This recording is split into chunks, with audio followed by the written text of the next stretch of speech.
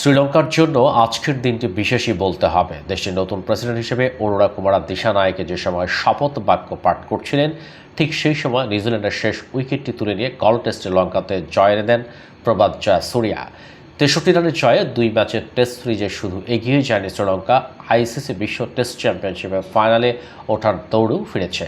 এ মাসে টানা 2 টেস্ট জয়ই মূলত লঙ্কানদের লড়াই ফিরিয়েছে। মাসের শুরুর দিকে ইংল্যান্ডের বিপক্ষে ওভাল টেস্ট জেতে ধনঞ্জয় ডি সিলভার দল আজ নিউজিল্যান্ডের বিপক্ষে জিতল গল টেস্ট। টানা 2 জয়ে পয়েন্ট তালিকার 3-এ উঠে এসেছে শ্রীলঙ্কা। আর গতকাল ভারতের বিপক্ষে চেন্নাই টেস্টে 280 রানে হারের পর বাংলাদেশ নেমে গেছে 6-এ। অথচ পাকিস্তানকে ধবল ধোলাই করার পর 4-এ উঠে আসা নাজমুল হোসেনের দল লর্ডসের 2023-25 চক্রের ফাইনালের ডাক শুনতে পাচ্ছিল। টেস্ট চ্যাম্পিয়নশিপের হিসাব পয়েন্ট দিয়ে নয়, পয়েন্টের শতকরা হার দিয়ে নির্ধারিত হয়। তালিকার চূড়ায় থাকা ভারতের কালকের জয়ের পর শীর্ষস্থান আরও মজবুত করেছে। বর্তমানে ভারতের পয়েন্টের হার 71.67।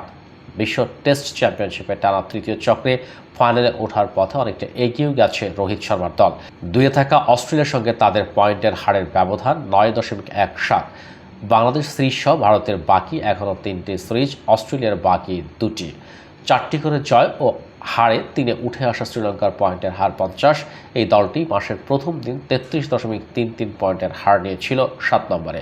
ভারতের মতো শ্রীলঙ্কারও এখনও 3টি সিরিজ বাকি। শেষ সিরিজটি আবার নিজেদের মাটিতে 2-এ থাকা অস্ট্রেলিয়ার বিপক্ষে। এর আগে পেট কামিন্সের দল ঘরের মাঠে ভারতের বিপক্ষে বর্ডার গাভাস্কার ট্রফিতে মুখোমুখি হবে। অস্ট্রেলিয়ার সর্বশেষ 2টি সিরিজে জিতেছে ভারত। ডাউন আন্ডারে এবার ভারতের টেস্ট সিরিজ জয়ের হ্যাটট্রিক হলে এবং শ্রীলঙ্কা দেশের মাটিতে অস্ট্রেলিয়াকে হারিয়ে দিতে পারলে প্রথমবার টেস্ট চ্যাম্পিয়নশিপে দেখা যাবে অল এশিয়ান ফাইনাল।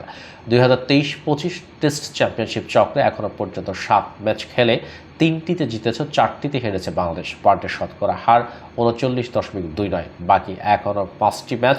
সবকটি ম্যাচ জিতলে এবং শৃঙ্খলাজনিত কারণে কোনো পয়েন্টে না হারালে বাংলাদেশের পয়েন্টের শতকরা হার বেড়ে দাঁড়াবে 64.58। ফাইনালে উঠতে হলে তখনও নানা সমীকরণের দিকে তাকিয়ে থাকতে হবে নাজমুলের দলকে।